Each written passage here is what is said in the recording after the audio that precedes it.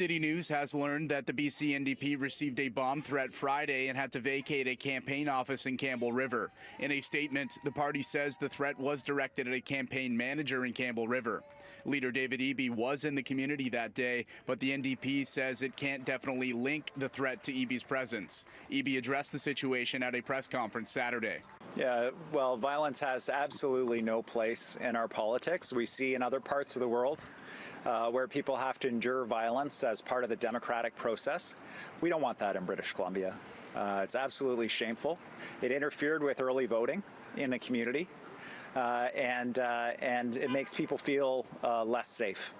I'm fully supportive of the police's effort to investigate this, and I hope they get to the bottom of it. They arrest this person and charge them. No, I wasn't present at the time, and I'm grateful for the courage of my hardworking campaign teams across the province. It won't deter us from supporting people. We're getting out there talking to people across the province, and whatever the intention was of this person to scare people or intimidate them out of prioritizing the interests of British Columbians, it's not going to work. City News had previously received a report that a police incident happened around the area and blocked a polling station. The tipster says he and others were blocked from entering a nearby advanced polling station due to police blocking the parking lot of the Tyee Plaza. BC RCMP confirmed the situation, saying that out of an abundance of caution, the polling station was temporarily closed. However, police have since found that the threat was not credible and there wasn't a risk to the public. With 1 week left until the final day of the provincial election, both John Rustad and David Eby were out on the campaign trail Saturday making announcements. And the people of Langley know that we need to do all we can to make sure there's the infrastructure in place, to make sure that places like Langley stay livable, that they remain a high-quality place to live for families, and that we make it even better. BC NDP leader David Eby was in downtown Langley promising to deliver the proposed Surrey-Langley SkyTrain extension that would run all the way to UBC. Now, this project is the largest transit project south of the Fraser in the province's history. It's funded, the funding's there from us and from the federal government. Early works are underway and the major contracts have been given out.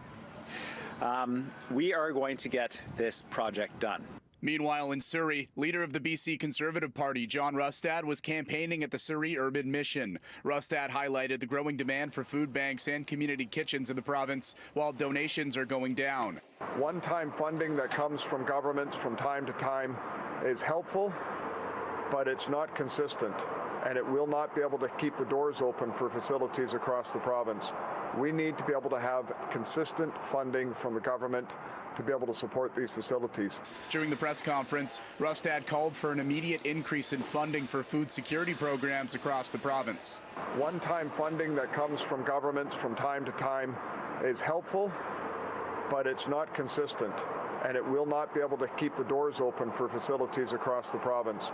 We need to be able to have consistent funding from the government to be able to support these facilities. Rustad also promising immediate relief to the Surrey Urban Mission, which had stated that without funding, it would have to close its doors by December 12th of this year. So we need to be able to step up as a province, and that's why we are going to commit to consistent annual funding to be able to go towards food banks and community kitchens around this province to be able to support them in their efforts to make life as affordable as possible for people in British Columbia. Rustad did not specify the amount his party would provide to the food banks, but said that they will work closely with various community kitchens to find a solution if elected.